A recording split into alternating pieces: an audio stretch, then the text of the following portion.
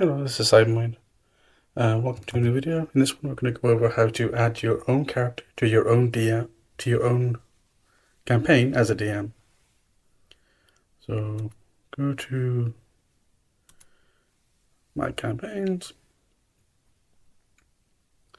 and go to your campaign. I'm going to use my test one. Copy the invite link in your browser. Go to this, and now you can either create a character, create a pre-made, or use one you made previously. In this case, I'm going to use the one I made previously. Join my character.